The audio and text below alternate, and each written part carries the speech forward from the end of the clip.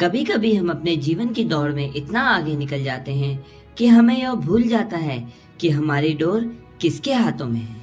हम अपनी बुद्धि, अपने बल और अपने ऐश्वर्य पर इतना गर्व करने लगते हैं कि हमें लगता है कि सब कुछ हम ही नियंत्रित कर रहे हैं। लेकिन क्या आपने कभी सोचा है कि क्या होगा अगर वह डोर अचानक आपके हाथ से छूट जाए?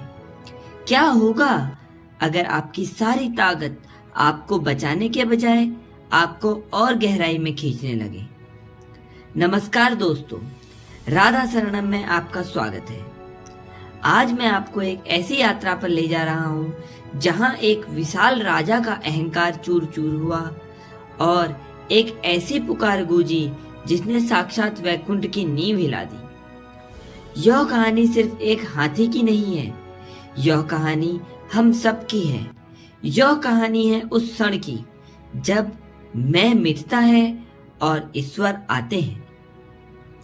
आज हम सुनेंगे गजेंद्र मोक्ष की अमर गाथा। यह कथा है त्रिकुट पर्वत के उस अंचल की जहां कुदरत अपनी पूरी सुंदरता के साथ खिलती थी।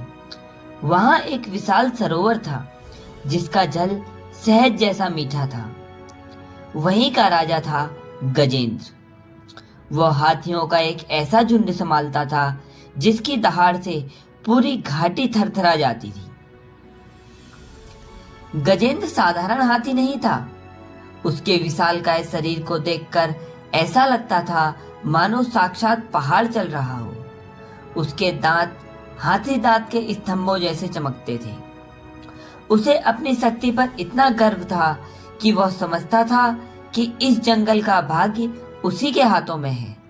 उसे लगता था कि वह जिसे चाहे सुरक्षा दे सकता है, जिसे चाहे नष्ट कर सकता है। वह अपनी हथनियों और बच्चों के बीच ऐसे रहता था मानो वह इस धरती का ईश्वर हो। दोस्तों, क्या हमें भी ऐसा ही नहीं लगता? हम भी अपनी पद, प्रतिष्ठा, अपने धन और अपने परिवार को लेकर यही सोचते हैं कि हम ही सब कुछ हैं। गजेंद्र उस समय माया के सुनहरे जाल में पूरी तरह उलझा हुआ था। एक दिन भरी दोपहरी थी। गर्मी अपने चरम पर थी। गजेंद्र अपने पूरे लाव लश्कर के साथ उसी सरोवर में जल क्रीड़ा के लिए उतरा। पानी की ठंडक ने उसे ऐसा मदहोश कर दिया कि वह अपनी ताकत के नशे में चूर हो गया। उसे यह आभास भी नहीं हुआ था कि जिस जल में वह आनंद ले रहा है उसकी गहराइयों में क्या छिपा है। अचानक पानी में एक हलचल हुई। वह हलचल लहरों की नहीं, मौत की आहट की थी। एक विशाल मगरमच्छ जो काल का रूप लेकर बैठा था, उसने बिजली की गति से गजेंद्र का पैर अपने जबड़ों में जकड़ लिया। शुरुआत में गजेंद्र हंसा। उसने सोचा, यह मामूली जीव मेरा क्या बिगाड़ लेगा। उसने अपनी पूरी शक्ति झोंकी।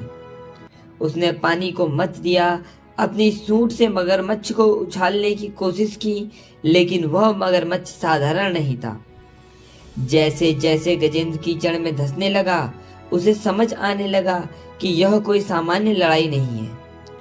उसने अपने पूरे झुंड को पुकारा, अपने साथियों को, अपनी पत्नियों को, लेकिन जब संकट आता है तो दुनिया की भीड़ गायब हो जाती है। सब अपनी जान बचाकर भाग खड़े हुए। गजेंद्र अकेला रह गया।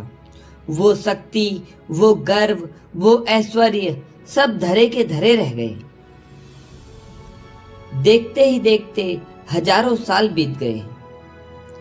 जी हाँ, हजारों साल वह लड़ाई चलती रही। गजेंद्र का शरीर जो कभी चट्टान जैसा मजबूत था, अब जर्जर होने लगा। उसकी खाल लटकने लगी, दांतों की चमक फीकी पड़ गई। वह अब अपनी ताकत से नहीं बल्कि अपनी आखिरी सांसों से लड़ रहा था। दोस्तों, यही तो है जीवन का बड़ा सत्य। जब तक इंसान के पास ताकत होती है, वह ईश्वर को याद नहीं करता।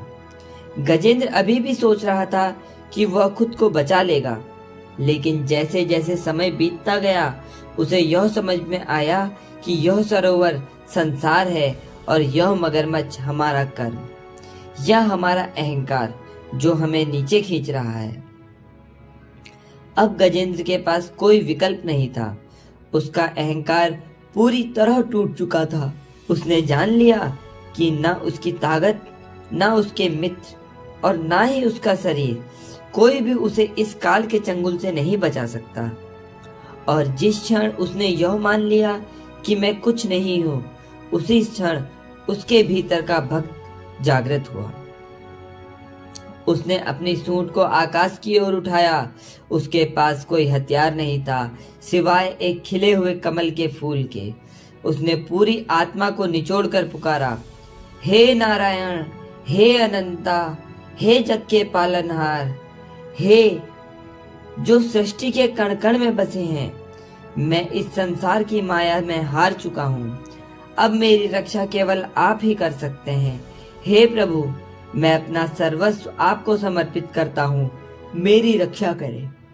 यह कोई दिखावा नहीं था, यह गजेंद्र का आत्मसमर्पण था। वैकुंठ में बैठे श्री हरि ने जब वह पुकार सुनी तो वे एक पल के लिए भी नहीं रुके। गरुड़ पर सवार होकर अपने सुदर्शन चक्र के साथ वे नंगे पैर दौड़े चले आए। उन्होंने देखा कि उनका भक्त मृत्यु के द्वार पर है। प्रभु ने सुदर्शन चक्र चलाया और एक क्षण में मगरमच्छ का अंत कर दिया। गजेंद्र मुक्त हो गया। तो दोस्तों, गजेंद्र मोक्ष की यह कथा हमें क्या सिखाती है? हमें यह सिखाती है कि जब तक हम मैं के भ्रम में रहते हैं, हम माया के मगरमच्छ से कभी नहीं जीत सकते। जिस दिन हम अपना अहंकार त्याग कर पूरी शुद्धता के साथ प्रभु को पुकारते हैं, उसी क्षण प्रभु की कृपा की वर्षा हमारे जीवन में हो जाती है। आज आप भी सोचिए, आपके जीवन का मगरमच्छ क्या है? आपका क्रोध, आपका लोभ या आपका अहंकार? आज उस कमल के फूल की तरह अपने अहंकार को प्रभु के चरणों में अर्पित कर दीजिए। राधा शरणम से जुड़ने के लिए धन्यवाद। अगर आज आपको यह कथा आपके हृदय तक पहुंची है तो इसे उन लोगों तक जरूर पहुंचाएं जिन्हें आज अपने जीवन में प्रभु के सहारे की जरूरत है। तो फिर मिलेंगे एक नई कहानी के साथ। राधे।